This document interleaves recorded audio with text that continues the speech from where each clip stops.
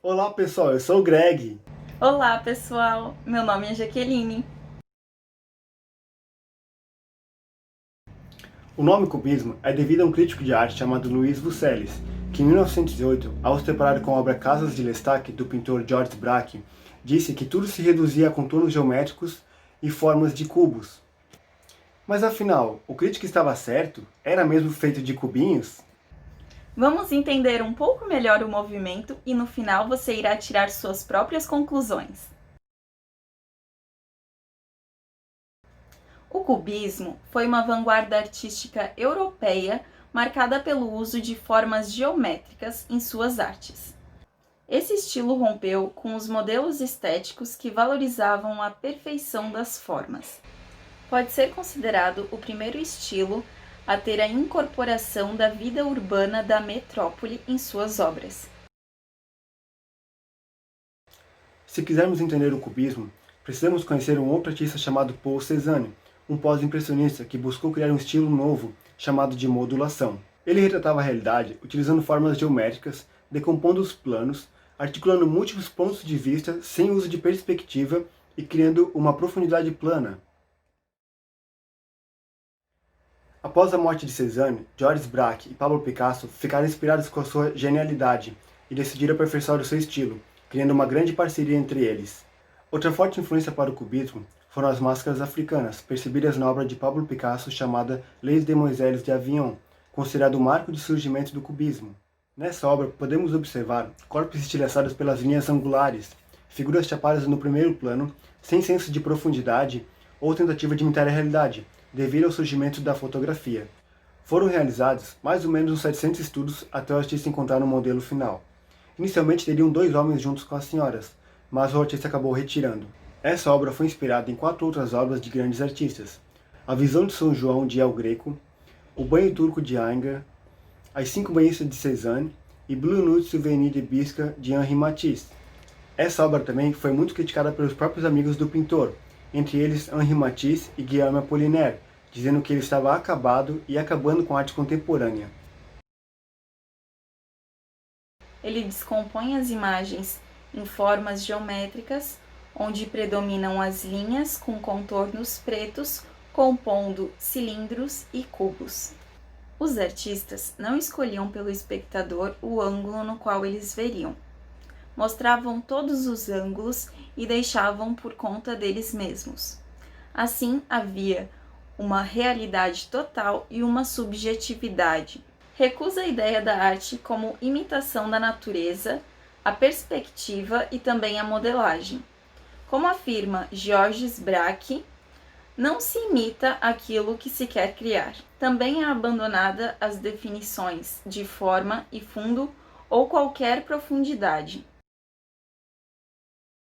Como já mencionado anteriormente, uma das características desse movimento é que não há definição dos planos e das formas. Assim, eles estão mesclados, fundidos e até mesmo encobridos uns nos outros. E assim, é muito difícil decifrar e recompor essa imagem. Além disso, ainda misturavam o fundo com a figura. O cubismo foi dividido em 3 fases. A primeira chama-se de cezanista, que foi de 1907 a 1909. O nome se deu pela influência do artista Cézanne. Inicialmente houve a simplificação das formas e mais tarde a representação em um mesmo plano, como se as figuras estivessem abertas na tela ou vistas de frente. A segunda fase ficou conhecida como analítica ou hermética. Foi de 1909 até 1912. Ficou assim conhecida por conta dos artistas terem obsessão pelos detalhes e também retratar todos os ângulos das obras.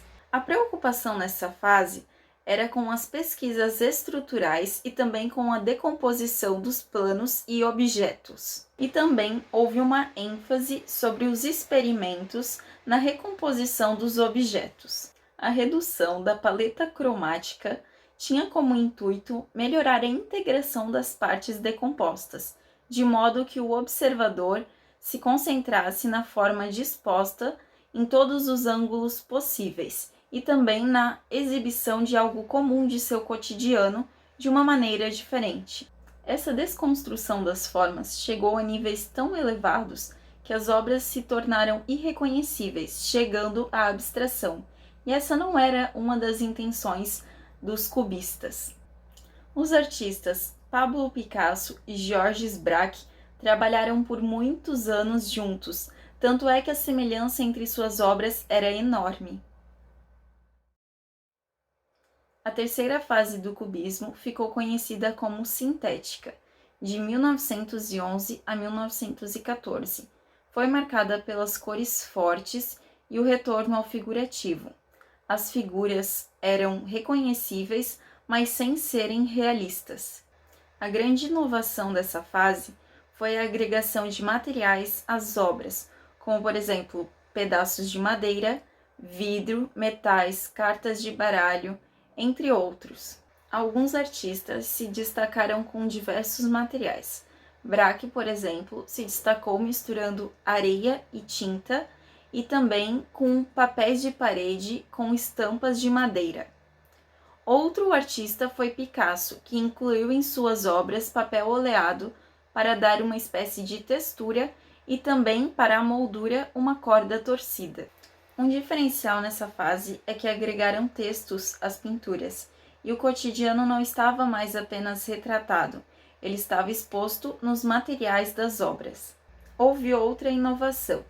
Eles buscaram compor a tela como um objeto final, e não um meio para uma realidade que era ilusória. Isso foi uma grande influência para a arte contemporânea, pois não levava em conta apenas o que se vê, mas seu conhecimento prévio, memórias e experiências. Esses recursos eram usados para extrapolar os limites das sensações visuais e também para explorar os sentidos do tato. Interessante notar que nessa fase de experimentações, as colagens ganharam força com o artista Juan Gris.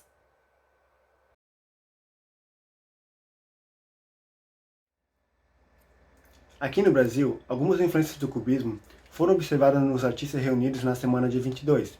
Foi nesse momento que o movimento ganhou força. Ainda que os artistas brasileiros não tenham se entregado às características cubistas exclusivamente, é possível perceber algumas influências claras dessa vertente em suas obras. A artista Tarsila do Amaral é uma das personalidades que entrou na onda do cubismo, principalmente ao notarmos as formas geométricas em suas obras. É importante também relembrarmos outros grandes artistas brasileiros que foram influenciados pelo cubismo, entre eles Rego Monteiro, Di Cavalcanti, Anita Malfatti, Antônio Gomide, Clóvis Graciano e Cândido Portinari. Os principais pintores cubistas foram Pablo Picasso, Juan Gris, Georges Braque, Fernand Léger e Diego Rivera. E os principais escultores cubistas foram Raymond Duchamp-Vignon, Alexander Archipenko e Konstantin Brancusi. O cubismo influencia muitos outros movimentos posteriores, entre eles o construtivismo e o suprematismo russo, o futurismo italiano, o vorticismo inglês, Mondrian e o brasileiro Romero Brito. Artistas de outros movimentos acabaram se influenciando também pelo cubismo, entre eles Duchamp com a obra Descendo as Escadas e o crítico de arte e escritor Guillaume Apollinaire com a obra Meditações Estéticas e Álcools.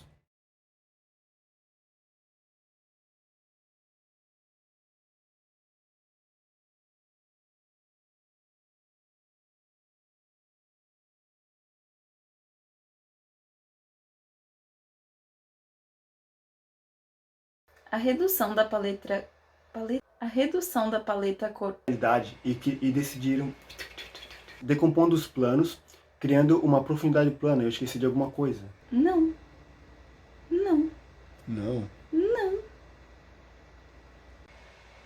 Quando você quiser. Sim, eu tô gravando, meu bem. Que mais tarde também teve grande... Figuras chapadas no primeiro plano, sem senso de profundidade. A primeira delas é...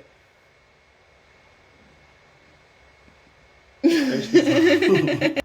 Pera, eu esqueci. Tu fica nervosa e tu faz assim, né? Eu não tenho cabelo pra fazer isso. E mais tarde, alguns artistas se destacaram com material.